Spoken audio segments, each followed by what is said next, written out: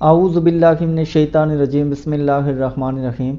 میں ہوں سردار عامر ظہیر ایڈوکیٹ اور آپ دیکھ رہے ہیں میرا YouTube channel house of justice. ایک سوال پوچھا گیا ہے کہ کیا آرڈر 37 کا دعویٰ اور 489 ایف کے تحت اگر ایف آئی آر کروائی گئی ہے تو وہ دونوں ایک ساتھ چل سکتے ہیں کہ نہیں، اور آیا کہ صرف ایف آئی آر کروا دی جائے تو وہ کافی ہوتی ہے یا دعویٰ کر لیا جائے تو وہ کافی ہوتا ہے، کیونکہ ایک کرمنل کروائی ہے ایک سول کروائی ہے تو کیا دونوں ایک ساتھ چل سکتی ہیں، مینٹینیبل ہیں یا نہیں۔ سب سے پہلے میں یہ بتاتا چلوں کہ آرڈر 37 کا دعویٰ یا 489 ایف کے تحت جو ایف آئی آر رجسٹر کی جاتی ہے وہ کیوں کی جاتی ہے۔ لیٹ سپوز کہ ایک آدمی نے کسی دوسرے آدمی کی کوئی رقم دینی تھی تو اس کے بدلے میں اس نے چیک دے دیا۔ اب جتنی بھی اماؤنٹ کا چیک تھا جب وہ بینک میں پیش کیا گیا تو وہ ڈس آنر ہو گیا، اس میں جو رقم تھی وہ ناکافی تھی، چیک پر رقم زیادہ لکھی ہوئی تھی جبکہ اکاؤنٹ میں اتنی رقم موجود نہیں تھی، تو اس پر بینک ڈس آنر کر کے ایک ڈس آنر سلپ ساتھ لگا کے چیک واپس کر دیتا ہے۔ جب وہ چیک واپس کیا جاتا ہے تو اب جس شخص کا چیک ڈس آنر ہوا ہے اس نے یہ ایک جرم کیا ہے، پاکستانی قانون کے تحت اس شخص نے یہ جرم کیا ہے اور سزا کا حقدار ہے۔ اب یہاں پر جس شخص نے وہ چیک ڈس آنر کروایا ہے اس کی یہ ڈیوٹی ہے کہ وہ سب سے پہلا کام کیا کرے، وہ یہ کرے کہ وہ تھانہ میں جا کے ایک اپلیکیشن دے دے، وہ ساری ڈیٹیل لکھ کے تو ایف آئی آر کے اندراج کے لیے تھانہ میں درخواست دے دے، کیونکہ جو اس کو چیک دیا گیا تھا وہ ڈس آنر ہوا، اس کا مطلب ہے جو دینے والا تھا اس کی جو نیت تھی وہ ٹھیک نہیں تھی اور وہ چیک اس نے بدنیتی سے جاری کیا تھا، کیونکہ اس کی یہ انٹینشن ہی نہیں تھی، یہ ارادہ ہی نہیں تھا کہ جو رقم اس نے دینی ہے وہ پے کرے، لہٰذا اس پر ایف آئی آر درج ہوگی اور اسے قانون کے مطابق سزا دی جائے گی۔ تو وہ آپ جب جا کے تھانے میں اپلیکیشن دیں گے تو تھانہ والے اس شخص کو جس کے خلاف آپ نے درخواست دی ہے اسے بلائیں گے اور اسے کہیں گے کہ تمہارا یہ چیک ڈس آنر ہو گیا ہے، اگر تم نے یہ پیمنٹ کرنی ہے تو ابھی پیمنٹ کر دو، ادروائز تمہارے خلاف ایف آئی آر درج کی جائے گی۔ اسے یہ اپورچونٹی دی جاتی ہے، یہ نہیں ہوتا کہ آپ اپلیکیشن دیں اور فوراً اس شخص کے خلاف ایف آئی آر ہو جائے۔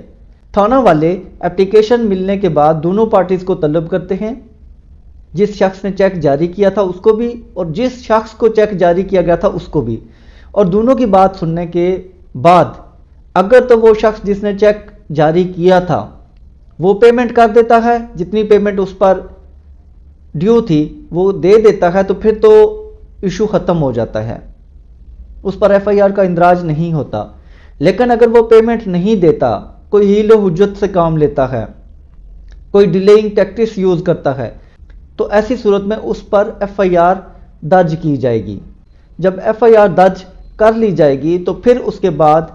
اگر وہ گرفتار ہو جاتا ہے تو پھر وہ بیل آفٹر اریسٹ فائل کرے گا، اگر وہ گرفتار نہیں ہوتا اور پہلے ہی کسی لائر سے رابطہ کر لیتا ہے تو پھر وہ بیل بیفور اریسٹ کروا سکتا ہے یا موو کر سکتا ہے۔ اب یہ تو ایک ہو گئی کرمنل کروائی۔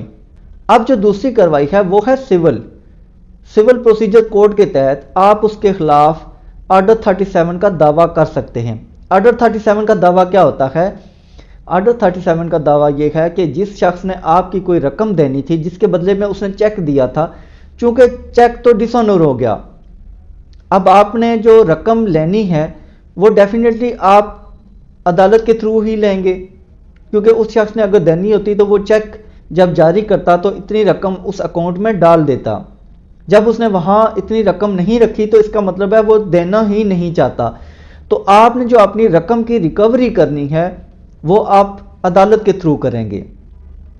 تو اس کے لیے جو پروسیجر ہے وہ ہے کہ آپ جب بھی کوئی چیک آپ کا ڈس آنر ہو گیا تو اس کی بیس پر آپ جو دعویٰ دائر کریں گے وہ آرڈر 37 کا ہوگا۔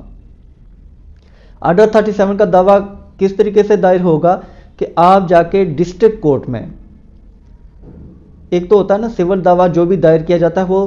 سول کورٹ میں کیا جاتا ہے، لیکن یہ جو آرڈر 37 کے تحت دعویٰ دائر کیا جائے گا یہ ڈائریکٹ ڈسٹرکٹ کورٹ میں دائر کیا جائے گا۔ اس پر آپ کی 15,000 روپے کورٹ فیس بھی لگے گی، اور دعویٰ دائری کے بعد جو ڈیفینڈنٹ ہے جس نے آپ کی وہ رقم دینی تھی تو اس کو نوٹس جاری کیے جائیں گے۔ یہ جو نوٹس جاری کیے جائیں گے یہ جس طرح عام سول کیس میں جاری ہوتے ہیں اس طریقے سے نہیں ہوں گے، بلکہ اس کے لیے ایک اسپیسیمن دیا گیا ہے اسی آرڈر 37 میں، تو وہ ہے فارم 4 اور اپینڈکس بی۔ اس میں ایک فارم دیا گیا ہے نوٹس کا، تو اس کے تحت آپ ڈیفینڈنٹ کو نوٹس جاری کریں گے۔ جب ڈیفینڈنٹ کو وہ نوٹس ملیں گے وہ عدالت میں آئے گا، تو عدالت میں آنے کے بعد وہ لیو ٹو ڈیفینڈ دے گا۔ پہلے لیو ٹو ڈیفینڈ داخل کرے گا، اور عدالت جب اسے پرمیشن دے گی تو پھر وہ جواب دعویٰ دے گا، اور عدالت جو اسے پرمیشن دے گی اگر وہ اتنے لیو ٹو ڈیفینڈ جب دائر کرتا ہے اس میں اتنی کوئی جینون ریزن لکھتا ہے کہ اس نے یہ چیک کیوں جاری کیا تھا، تو پھر ہی اس کی لیو ٹو ڈیفینڈ منظور ہوگی۔ اگر وہ عدالت کو سیٹسفائی نہ کر سکا تو عدالت اس کی لیو ٹو ڈیفینڈ خارج کرے گی اور جو دعویٰ ہوگا وہ ڈگری کر دے گی۔ لہٰذا جب لیو ٹو ڈیفینڈ داخل کی جائے گی تو اس میں دونوں پارٹیز کی بحث بھی ہوتی ہے۔ بحث سننے کے بعد عدالت یہ ڈیسائیڈ کرے گی کہ آیا لیو ٹو ڈیفینڈ منظور کی جائے یا نہیں۔ منظور نہ ہوئی تو دعویٰ ڈگری ہو جائے گا، اور اگر منظور ہو گئی تو وہ بھی عدالت کی یہ ڈسکریشنری پاور ہے کہ عدالت یا تو لیو ٹو ڈیفینڈ بغیر کسی کنڈیشن کے انکنڈیشنلی بھی منظور کر سکتی ہے، لیکن موسٹلی یہی ہوتا ہے کہ عدالت اس شخص کو کہتی ہے جس شخص نے آپ کی رقم دینی تھی کہ وہ جتنی اماؤنٹ کا چیک تھا، جتنی اماؤنٹ اس کے ذمہ واجب الادا تھی، اتنی ہی اماؤنٹ کے ایکول شوٹی داخل کرے۔ شوٹی داخل کرنے کے بعد پھر وہ جواب دعویٰ دیتا ہے، اور جواب دعویٰ دینے کے بعد پھر جو آگے کیس ہوتا ہے وہ نارمل جس طرح عام سول دعویٰ ہوتا ہے اسی طریقے سے آگے اس کی پروسیڈنگ چلتی ہے۔ جس طرح پہلے ایک پارٹی کی شہادت ہوتی ہے جس نے دعویٰ دائر کیا ہوتا ہے، پہلے ان کی زبانی شہادت ہوتی ہے، پھر ان کی ڈاکومنٹری شہادت ہوتی ہے، اسی طریقے سے پھر ڈیفینڈنٹ کی زبانی شہادت ہوتی ہے، پھر اس کی ڈاکومنٹری شہادت ہوتی ہے، اور پھر دونوں پارٹیز کے آرگومنٹ سننے کے بعد کورٹ کیس کا فیصلہ کرتی ہے۔ اب یہ تو دو ہو گئے وہ پروسیجر کہ کرمنل پروسیجر کیا ہے، سول پروسیجر کیا ہے، لیکن جو سوال تھا کہ کیا دونوں کارروائی سول بھی اور کرمنل بھی ایک ساتھ چل سکتی ہیں، تو اب اس کا میں جواب دیتا چلوں کہ جو کرمنل کارروائی ہے، ایف آئی آر درج کی گئی ہے، وہ اس لیے درج کی گئی ہے کہ اس شخص نے یہ جو کام کیا ہے کہ بدنیتی سے اس نے چیک جاری کیا، اسے پتا تھا کہ اس کے اکاؤنٹ میں اتنی رقم نہیں ہے، اس کے باوجود اس نے چیک جاری کر دیا جو کہ بینک سے ڈس آنر ہو گیا، ریٹرن ہو گیا کہ اس اکاؤنٹ میں اتنی رقم موجود نہیں ہے۔ تو یہ ایف آئی آر اس کے اس کرمنل ایکٹ کی وجہ سے ہے، جبکہ آپ کی جو ریکوری ہے رقم کی وہ اس ایف آئی آر کی بیس پر نہیں ہوگی۔ اگر آپ نے ایف آئی آر درج کروا دی لیکن آپ نے آرڈر 37 کا دعویٰ دائر نہیں کیا، تو اس کا مطلب ہے اگر اس شخص کو سزا ہو بھی جائے، وہ مجرم ثابت ہو بھی جائے، تب بھی آپ کی رقم آپ کو اس ایف آئی آر کی بیس پر نہیں ملے گی۔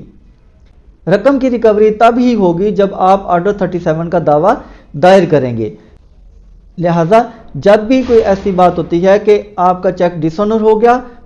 آپ اس پر ایف آئی آر بھی درج کروائیں اور ساتھ آرڈر 37 کا دعویٰ بھی دائر کریں۔ یہاں پر کرمنل اور سول کارروائی دونوں بالکل ساتھ ساتھ چلیں گی۔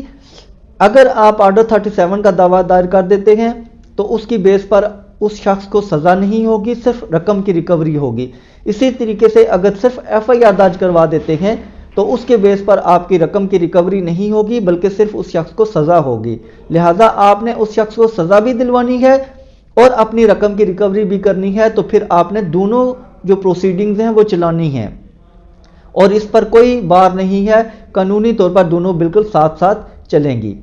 تو ویورز یہ تھی آج کی ویڈیو، امید ہے ویڈیو پسند آئے گی۔ اگر ویڈیو پسند آئی تو چینل کو سبسکرائب کرنا نہ بھولیے گا۔ اسی کے ساتھ اجازت چاہتا ہوں، اپنی دعاؤں میں یاد رکھیے گا۔ فی امان اللہ۔